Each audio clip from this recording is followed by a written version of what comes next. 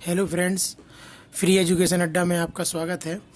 जैसा कि मैं आप लोगों को बताया था कि मैं स्टैटिक जीके के जो मतलब टॉप 50 टॉपिक हैं उनके उनके बारे में पहले मैं आपको बताऊंगा कि कौन कौन से वो टॉपिक हैं जो आपको करना है, और मैं अपने चैनल पर उनको एक एक करके आपको प्रोवाइड करता जाऊंगा। जो मैंने अपने तैयारी के समय, जब मैंने अपना एनटीपीसी सीजीएल की तैयारी करी है, यूपी ट्रिपल एससी की तैयारी करी है जब मैंने, तो आप देख सकते हो मेरी फर्स्ट वीडियो में कि मैंने आपको बताया कि मेरे जीके वगैरह में कितने क्या कैसे नंबर हैं। तो उसमें सबसे ज़्यादा इम्पोर्टेंट जो फैक्टर था वो था स्टैटिक जीके, जो आपको सबसे अलग कर देता है, क्योंकि इसकी तैयारी बहुत कम बच्चे करते हैं। और आज के जो एग्ज़ाम होते हैं, आज के समय के जो एग्ज़ाम होते हैं, स्टैटिक जीके का बहुत बड़ा योगदान है। तो आज हम आपको पहले तो आपको ये बताएंगे इस वीडियो में कि कौन कौन से आपको टॉपिक करना है। आज आप इन जो जो मैं टॉपिक दे रहा हूँ इसका पीडीएफ आपको मेरे टेलीग्राम चैनल पर मिल जाएगा। मैं कमेंट सेक्शन में डाल दूंगा टेलीग्राम चैनल की लिंक, आप उसको वहाँ जाके ज्वाइन कर लेना और वहाँ से इसकी पीडीएफ ले लेना। तो आपको जैसे भी मैं वीडियो डालता रहूँगा इन टॉपिक की, जो भी आपको दिख रहे हैं सामने, तो आपको ये मेरे उस पर टेलीग्राम चैनल पर इसकी पीडीएफ मिल जाएगी। सबसे पहले आज हम ये देखते हैं कि कौन कौन से टॉपिक इसमें इंपॉर्टेंट रखते हैं स्टैटिक जीके, और जो भी यदि आप एग्जाम दे चुके होंगे तो आप इससे रिलेट करेंगे कि कहीं ना कहीं आपके क्वेश्चन इन्हीं के आसपास से घूम रहे होंगे। तो सबसे पहले मैं इसमें बताना चाहता हूँ, सबसे पहले टॉपिक है nuclear power plant, hydro power plant, thermal power plant.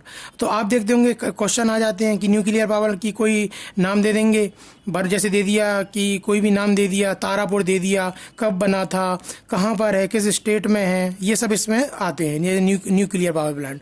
Hydro power plant में क्या है कि इसमें क्या रहता है, जैसे डैम वगैरह रहते हैं, जैसे हीराकुंड बांध हुआ, ये जितने भी बांध वगैरह हो गए, इसके बारे में हम इसमें हाइड्रो पावर प्लांट में पढ़ाएंगे। पूरा डैम वगैरह इसमें कवर हो जाएगा और हाइड्रो पावर प्लांट भी इसमें हम आपको पढ़ा देंगे। थर्मल पावर प्लांट आजकल बहुत पूछे जाने लगे, ये आजकल इसका बहुत चल रहा है। थर्मल पावर प्लांट पूछ लेते हैं कौन कहाँ पर, क्योंकि लड़के जाते हैं न्यूक्लियर पावर प्लांट पढ़ के और क्वेश्चन आ जाते हैं थर्मल पावर प्लांट। तो ये मैं आपको तीनों चीज़ें इसमें पढ़ाऊंगा, इसकी आपको वीडियो डालता रहूँगा, प्रोवाइड करता रहूँगा। फिर आता है वन अभ्यारण्य, उसके बाद आता है टाइगर रिजर्व वन अभ्यारण्य, फिर आएगा रामसर साइट, ये जो है ना ये, और बायोस्फीयर वन अभ्यारण्य, बायोस्फीयर वन अभ्यारण्य। ये चार टॉपिक है ना, जैसे ये तीन टॉपिक है ना रिलेट करते हैं एक दूसरे से, इसी टाइप ये चार टॉपिक भी एक दूसरे से रिलेट करते हैं। वन अभ्यारण्य, टाइगर रिजर्व वन अभ्यारण्य, रामसर साइट, बायोस्फीयर वन अभ्यारण्य। अब इसमें मैंने हाथियों का जो वन अभ्यारण्य होते हैं ना वो मैंने नहीं डाले, क्योंकि मैंने इतने एग्जाम दिए हैं और मैंने प्रीवियस ईयर पेपर भी देखे ना, तो उसमें हाथियों से उतना क्वेश्चन नहीं पूछा, कभी नहीं पूछा, एक आध कहीं पूछा गया है। तो आपको मेन टाइगर रिजर्व वन अभ्यारण्य पढ़ना है और वन अभ्यारण्य पढ़ना है इसमें, और जो रामसर साइट है हमारी उसके बारे में पढ़ना है, और इसमें बायोस्फीयर वन अभ्यारण्य भी हमें पढ़ना है जो हमारे देश में है। इसके पूरे आपको बाकायदा इसमें नोट्स आपको मैं प्रोवाइड कर दूंगा। पहले मैं आपको पढ़ाऊंगा, फिर आप उसकी पीडीएफ मेरे टेलीग्राम चैनल से डाउनलोड कर लेना। उसके बाद भारतीय अनुसंधान संगठन, जो भी हमारे संगठन जैसे चावल अनुसंधान संगठन हमारा कहाँ कटक में है, तो इस प्रकार से जो वीडियो है जो वो है वीडियो इस पर बनाऊंगा मैं पूरे, कम से कम नहीं तो 60 से 70 भारतीय अनुसंधान संगठन है वो इसमें मैं आपको बता दूंगा। फिर यूनेस्को वर्ल्ड साइट है, जितनी भी यूनेस्को वर्ल्ड साइट है कौन किस सन में जुड़ी है ये इंपॉर्टेंट रखता है कि डायरेक्ट क्वेश्चन आते थे। जैसे इसी बार की एनटीपीसी में कई क्वेश्चन आए थे कि जैसे लाल किला कौन से सन में जुड़ा है यूनेस्को वर्ल्ड साइट में। अब क्या लोगों को पता तो रहता है यूनेस्को वर्ल्ड साइट जो भारत में हमारे, पर उसके बारे में ये नहीं पता रहता किस सन में जुड़ा। तो मैं इसको आपको ट्रिक के माध्यम से, जितनी भी मेरे से पॉसिबल हो सकती है, मैं आपको ट्रिक के माध्यम से पढ़ाने की कोशिश करूंगा। अब ये भारत के मंदिर, अब इसमें क्या करते हैं, इसमें कई लोग क्या करते हैं नॉर्थ के मंदिर पढ़ लेते हैं पर साउथ के मंदिरों को पता नहीं रहता है। मंदिर भी पता होना चाहिए और उसकी स्थापना किस राजा के समय में हुई ये भी हमें पता होना चाहिए। तो मैं इसमें ये पढ़ाऊंगा। इसमें भारत की झीलें पढ़ाऊंगा आपको, जो भारत की झीलें हैं, चाहे वो नैनीताल की हो, चाहे भीमताल हो, या जम्मू कश्मीर में हो, नागिन झील हो, इस प्रकार आपको ये पूरी जो झीलें मैं पढ़ाता रहूँगा। ये पूरा आपको ये कवर कराऊंगा, इसकी पूरी जितनी भारत में झीलें, उसका मतलब कितने टाइप की झीलें भी होती हैं, झीलों में भी कई टाइप होते हैं, वो भी आपको पढ़ाऊंगा। फिर भारत के जल प्रपात के बारे में पढ़ाऊंगा, इसमें भी आपका एक वीडियो में ये आपका हो जाएगा भारत के जल प्रपात। फिर अगला होता है राज्यों के राजकीय पशु व पक्षी। ये समझ लो, ये टॉपिक ना ये आपको दूसरों से अलग करता है। ये टॉपिक राज्यों के राजकीय पशु व पक्षी, आजकल ट्रेंड चल रहा है क्वेश्चनों में कि ये तो पूछते हैं कि कभी पूछ लिया आपसे हरियाणा का राजकीय पशु कौन है, कभी पूछ लिया मध्य प्रदेश का राजकीय पक्षी कौन है, और ये बहुत कम लोगों को पता रहता है। तो ये आपको स्टैटिक जी के एक ऐसा टॉपिक ही है कि आपको दूसरों से आगे करेगा। और आपको यदि कोई एक एक जगह पूरा सब कुछ मिल जाए तो आपके लिए बेस्ट रहेगा, और मैं यही कोशिश करूंगा कि हर चीज़ आपको एक जगह पर ये मिल जाए। उसके बाद भारतीय शहरों के उपनाम, जैसे उपनाम रहते हैं कि संतरे का शहर किसे कहते हैं, फूलों का शहर किसे कहते हैं, इस प्रकार के उपनाम जो होते हैं वो मैं इसमें पढ़ाऊंगा। महापुरुषों की समाधि स्थलों के नाम मैं आपको पढ़ाऊंगा, जैसे आपको पता ही होगा इंदिरा गांधी की है, लाल बहादुर शास्त्री जी की है, इनकी समाधि स्थलों के अलग अलग नाम है। आपने पक्का ये कहीं ना कहीं पेपरों में इनको देखा होगा। इंटरनेशनल ऑर्गेनाइजेशन जो आप पढ़ते हैं, जैसे जितने भी इंटरनेशनल ऑर्गेनाइज WHO के बारे में, IMF के बारे में जितनी भी ये जानकारी ये सब इसमें दूंगा। जितने भी इंटरनेशनल ऑर्गेनाइजेशन होते उनकी पूरी हिस्ट्री पढ़ेंगे, वो कब बना है, कब क्या हुआ है उसके बारे में, कब उसका नाम चेंज हुआ है, कब अभी उसके प्रेजेंट में प्रेसिडेंट कौन है, अपन इसके बारे में सब पढ़ेंगे। अब अपना जो अगला टॉपिक रहेगा वो रहेगा राष्ट्रीय व अंतर्राष्ट्रीय पुरस्कार। क्या है ना, अपन जब करंट अफेयर पढ़ते हैं तो पुरस्कार तो पढ़ लेते हैं कि कौन किसको मिला, ज्ञानपीठ पुरस्कार किसको मिला, ये सब अपन पुरस्कार पढ़ लेते हैं। पर अपन का मेन क्या रहता है इसमें कि जो पुरस्कार का रहता है, इसका हिस्ट्री, इसके बारे में अपन नहीं पता कि ज्ञानपीठ स्टार्ट कब से हुआ है। ये अपने जितने भी पुरस्कार हैं, जो खेलों में पुरस्कार मिलते हैं, अर्जुन पुरस्कार है, ये कब से स्टार्ट हुए हैं, तो ये हमें इनके बारे में पता होना चाहिए। अगला है हमारा वादक व वाद्ययंत्र। आजकल आप ये समझ लो SSC की यदि आप पिछले 2 या 3 साल के पेपर उठाओगे तो ये एक मतलब ये टॉपिक वादक व वाद्य यंत्र जो है ना बहुत ज़्यादा पूछा जाने लगा। NTPC में भी ये मेरी शिफ्ट में कम से कम 2 क्वेश्चन इससे आ गए थे, तो ये भी मैं आपको पढ़ाऊंगा। भारत का ओलंपिक, कॉमनवेल्थ व एशियन खेलों का इतिहास। क्या है ना, ओलंपिक ये तो अपन पढ़ लेते हैं करंट अफेयर में, मैं कोशिश करूंगा आपको करंट अफेयर भी लाने की। यदि आप लोग सही से करेंगे, सही से पढ़ेंगे तो मैं आपको करंट भी लाने की कोशिश करूंगा। पर ओलंपिक, कॉमनवेल्थ व एशियन खेलों का इतिहास हमें नहीं पता रहता। कई बार आ जाता है कि एशियन खेलों में सबसे पहला एशियन खेल कहाँ पर हुआ था, उसके बाद आ जाता है ओलंपिक में भारत ने सबसे पहला गोल्ड मेडल किसने जीता, किस महिला ने जीता भारत में गोल्ड या वो मेडल, ठीक है। और कॉमनवेल्थ के बारे में पूछ लेता है। रेलवे का इतिहास हमें पता होना चाहिए। देखो ये तो मैंने इसलिए जोड़ा, जो रेलवे वाले स्टूडेंट है ना, चाहे अभी ELP टेक्नीशियन इनकी जो पोस्टें आएंगी उनके लिए जो तैयारी कर रहे हैं उनके लिए बहुत इंपॉर्टेंट है। एक क्वेश्चन तो आ ही जाता है रेलवे का इतिहास की, सबसे पहले मेट्रो ट्रेन कहाँ चली, वर्ल्ड में कहाँ चली, भारत में कहाँ पर चली। तो भारत में जब जो रेलवे बजट है वो भारतीय बजट से अलग कब हो गया, कॉमन कब हुए, कौन सी समिति बनी थी इन दोनों को अलग करने के लिए, ये रेलवे का इतिहास होता है। बहुत सी चीज़ें इसमें हम पढ़ेंगे, पूरा इसमें 1 या 2 वीडियो लगेंगी।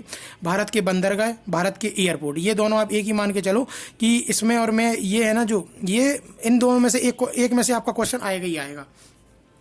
अब जैसे ये थे नगर व उसके संस्थापक होते, ये ऐसे टॉपिक है ना जो आपको मतलब ये कोई नुकसान नहीं करेंगे, इसमें से क्या कम क्वेश्चन आते, पर मैं फिर भी आपको पढ़ा दूंगा ये, ठीक है। अब जैसे ये है, ये बहुत इंपॉर्टेंट है। नदियों के किनारे बसे भारत व विश्व के शहर, ये बहुत इंपॉर्टेंट, ये भी मैं आपको पढ़ाऊंगा।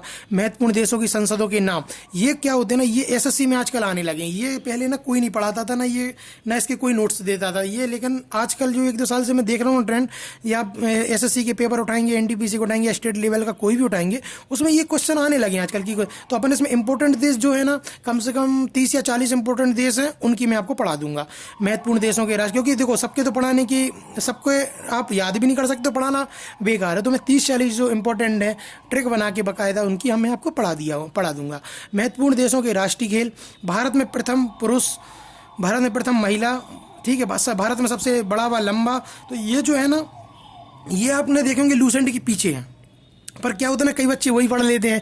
लूसेंट में कई चीज़ें ना अपडेट नहीं है, अब जैसे सबसे बड़ा लंबा बदलते रहते हैं। अब लूसेंट में आज भी सुरंग में पुरानी सुरंगें डली हैं, जैसे अभी अटल सुरंग हो गई, तो उसमें नहीं डली कई जानकारी, अभी अपडेट वर्जन कई बार लेट आते हैं लूसेंट के। तो इसमें क्या होगा, और लूसेंट में एक लिमिटेड सोर्स है कि एक से लेके पूरा 12, 13, 14 जितना एक पेज है वो तो सब पढ़ेंगे, आप भी पढ़ोगे, सब पढ़ेंगे। आपको दूसरों से आगे होने के लिए आपको थोड़े ज़्यादा फैक्ट पता होना चाहिए कि भारत में और क्या क्या चीज़ों में प्रथम पुरुष है, प्रथम महिला है, सबसे बड़ा सबसे लंबा क्या है भारत में, तो ये अपन को पढ़ना पड़ेगा। इसी प्रकार विश्व में भी हम पढ़ लेंगे, ठीक है। फिर है प्रमुख व्यक्तियों के लोकप्रिय नाम, जैसे आपने कई बार पढ़ा होगा कि महात्मा गांधी जी का जो बापू नाम किसने रखा, ठीक है, बापू उनको सबसे पहले किसने बोला, राष्ट्रपिता किसने बोला, उनके जो लोकप्रिय नाम वो किसने बोले और क्या नाम है, वो हम इसमें पढ़ेंगे। देशों की सीमा लाइन, कम से कम जो है 10-12 ऐसी लाइन सीमा के बारे में है जो मैं इसमें आपको पढ़ा दूंगा। ये तो छोटी सी वीडियो रहेगी। दर्शन भवन के प्रवर्तक, ये भी एक छोटी सी वीडियो, 8-9 दर्शन प्रश्न के बारे में, उसके प्रवर्तक के बारे में पढ़ लेंगे। आप ये इन सबसे देख पा रहे हो कि मैंने ऐसे ऐसे टॉपिक लिखे जो आपको लग रहा होगा कि नहीं यार ये मैंने कहीं ना कहीं इनको देखा है एग्जामों में, और मैं आपको इसी चैनल पर एक एक करके पूरे पढ़ा दूंगा। तो आपका क्या होगा ना, एक ही जगह पर मैं आपको पूरी चीज़, आपको हर जगह ना जाना नहीं पड़ेगा कि इस चैनल पर अलग पढ़ रहा है, उस चैनल पर, मैं एक ही जगह आपको पूरा डाल दूंगा। और मैंने जो नोट्स बनाए ना वो मैंने बहुत मेहनत से बनाए, मैंने पूरी जगह से कहीं यहाँ से कुछ पढ़ा, कहीं यहाँ से कुछ पढ़ा, अपने खुद के नोट्स बनाए, तो मैं आपको प्रोवाइड कर दूंगा। अब ये देखिए, कृषि अनाज व फल में अग्रणी राज्य, ये होता तो वैसे करंट का टॉपिक है, फिर भी मैं आपको इसमें पढ़ा दूंगा। खनिज उत्पादन में अग्रणी राज्य, अब जैसे ये है ना, इससे 3 क्वेश्चन मेरे एसएससी में, वो एनटीपीसी में आए थे, मेरे 3 क्वेश्चन आए थे और लेवल 5 में ही आए थे। तो ये बहुत इंपॉर्टेंट टॉपिक है। कृषि में क्रांतियाँ हुई हैं, उनके जनक, ये भी आपके जैसे गुलाबी क्रांति हुई, ठीक है, अपना जैसे दुग्ध क्रांति हुई, तो ये सब क्रांतियों के बारे में पढ़ेंगे। खेल व खिलाड़ियों की संख्या, ये एक छोटा सा टॉपिक है, ये भी मैं पढ़ा दूंगा आपको। ये बहुत छोटा सा टॉपिक है, ये बहुत से लोगों को पता भी रहता है पर कंफ्यूज होते हैं, मैं ऐसी मतलब ट्रिक के माध्यम से पढ़ा दूंगा आपको। खेल व उससे संबंधित ट्रॉफी भी, ये भी है, छोटा सा टॉपिक है। खिलाड़ी व उनका खेल, ये क्या है ना, ये मैंने जो नोटिस किया है ना, जो करंट के खिलाड़ी, जैसे करंट में जो अर्जुन पुरस्कार जिनको मिले हैं, या जो कॉमनवेल्थ में इंडिया की साइड से गए हैं, या जो ओलंपिक में इंडिया से, उनके खेल जरूर पूछता है आदमी। आज अपन लोग क्या करते हैं ना, पुराने खिलाड़ियों में पढ़ते रहे, आज भी मेजर ध्यानचंद का खेल पढ़ते रहते, नहीं, आजकल वो करंट के खिलाड़ियों से पूछ रहा है। किसी भी खिलाड़ी का नाम दे देगा और पूछ लेगा, ठीक है, कि ये कौन से खेल से संबंधित है।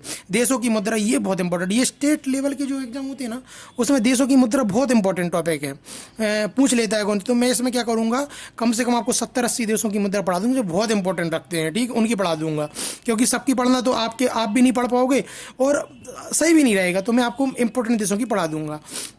देश की सभी समिति व देश की जितनी भी समिति व आयोग बनी है, जैसे केलगर समिति, जितनी भी जो समितियां बनी है ना, जो अभी तो मेरे को 1-2 नाम याद आ रहा है पर मैंने पूरा लिखा है, मैं आपको वो पढ़ा दूंगा इसमें, सभी समिति व आयोग। भारत के पड़ोसी देशों की जानकारी, बैंकों के मुख्यालय, बैंकों के मुख्यालय पढ़ा दूंगा। इसमें क्या है, कभी कभी सन में वो भी पूछ लेते, स्थापना दिवस, यदि कोशिश हो सकेगी तो मैं वो भी पढ़ा दूंगा आपको। उपकरण की खोज करता, जैसे आ जाता ना कि किसी भी टायर की खोज किसने की, हेलीकॉप्टर की खोज किसने करी, वायुदाब की खोज किसने करी, जैसे बहुत सी खोज, कम से कम मेरे नोट्स में तो 70-80 मैंने लिखे थे और भी मैं अपडेट कर लूँगा उसमें, तो ये आपको पढ़ा दूंगा। ये जो है ना राज्यों की लोक नृत्य, ये आप ये समझ लो मैं इतनी लेट नहीं पढ़ाऊंगा आपको, ये आपको बहुत स्टार्टिंग में ही पढ़ा दूंगा, क्योंकि ये जो टॉपिक है ना, ये बहुत इंपॉर्टेंट टॉपिक हो गया है और इसके कम से कम 3 से 4 पार्ट बनते हैं। पहले आप नॉर्थ के जितने स्टेट हैं उनके मैं पढ़ाऊंगा, फिर साउथ के पढ़ाऊंगा, फिर नॉर्थ ईस्ट के भी पढ़ाऊंगा, फिर मैं आपको वेस्ट के पढ़ाऊंगा, ये आपको पूरा पढ़ा दूंगा मैं। तो आप बिल्कुल बेचक हो कि इसको पढ़ लेना आप मेरे से। भारत में तेल रिफाइनरी कहाँ कहाँ है, जैसे आपको पता है बीना रिफाइनरी हो गई, आपकी असम में डिगबोई में हो गई, तो ये सब जितनी भी हैं, कब कौन बनी है, कब कैसे, उसकी क्या है ना, आपको सिस्टमेटिक तरीके से यदि कोई पढ़ा देना तो आपको आ जाए। इतनी कठिन चीज़ है नहीं जितना हमें लगती है, मैं आपको सिस्टमेटिक तरीके से इसको पढ़ा दूंगा। फिर महारत्न, मिनी रत्न व नवरत्न के बारे में जानकारी ये भी पढ़ा दूंगा। इसमें महारत्न और नवरत्न इंपॉर्टेंट रखती है कि कौन सी हैं अभी, मिनी रत्न के बारे में केवल एक बार आप इसका ओवरव्यू ले लेना। फिर भारत के त्योहार व मेले हैं, ये भी आजकल बहुत इंपॉर्टेंट रखता है। ये भारत के त्योहार और मेले जो 49वें नंबर पर है, और ये राज्यों की लोक नृत्य 46वें, ये मैं आपको पहले ही पढ़ा दूंगा, इतना लेट नहीं करूंगा, पहले ही पढ़ा दूंगा आपको ये। और ये राज्यों के लोकगीत, ये 50 टॉपिक ये आप देख रहे हो ना, ये तो मैं आपको पढ़ाऊंगा ही पढ़ाऊंगा। अब आप सोच रहे होंगे सर और भी टॉपिक होंगे इसके अलावा, तो मैं आपको बता देना चाह रहा हूँ कि कुछ जैसे टॉपिक मतलब जैसे सब्जेक्ट वाइज होते हैं स्टैटिक जी के। जैसे पॉलिटी में मैं आपको बताना चाहता हूँ, पॉलिटी में जैसे क्या होता है ना कि जितने आर्टिकल हैं उनकी, जितने आर्टिकल होते हैं मैं उनके बारे में पढ़ा दूंगा आपको कि कितने कौन से आर्टिकल इंपॉर्टेंट रखते हैं, ठीक है। जैसे पॉलिटी में हो जाता है कि आपका जैसे कितने उसमें संशोधन हुए उसके बारे में, ये स्टैटिक होती है एक प्रकार से, ठीक है। हिस्ट्री में आपको पढ़ा दूंगा कि कौन सा युद्ध हुआ, ये हुआ। ऐसे ज्योग्राफी में भी बहुत सी चीज़ें स्टैटिक में जाती हैं, तो मैं वो यहाँ सब लिखते ना तो बहुत ज़्यादा हो जाता, तो वो भी मैं आपको अलग से पढ़ा दूंगा। यदि आप बोलोगे तो मैं वो भी पढ़ा दूंगा, ठीक है। तो फ्रेंड्स मैंने आज इसलिए ये वीडियो बनाई है कि आपको ये पता चल जाए कि मैं इस चैनल पे क्या डालने वाला हूँ, इस चैनल पे मैं क्या क्या डालूंगा, ये आपको ये सब पता चल जाएगा कि पहले तो अभी मैं स्टैटिक्स से स्टार्ट करूंगा, धीरे धीरे मैं मैथ रीजनिंग भी आपको पढ़ाने की पूरी कोशिश करूंगा। मेरे पास बहुत अच्छे नोट्स बने हुए रखे हैं, तो मैं उनको पूरा आपको समझा के पूरा पढ़ा दूंगा। जो भी प्रीवियस ईयर पेपर हो रहे हैं मैथ वगैरह के, उनको भी सॉल्व करूंगा यहाँ पर, ठीक है। तो आपको यदि वीडियो अच्छी लगी हो तो इसको लाइक कर देना। अभी क्या नया चैनल बना है, तो आप हो सके तो इस चैनल को और इस वीडियो को शेयर भी कर देना, और आप सब्सक्राइब तो कर ही लेना, आपको अपना ही चैनल समझना, ठीक है। तो इसी के साथ मैं विदा लेता हूँ आप लोगों से, बाय।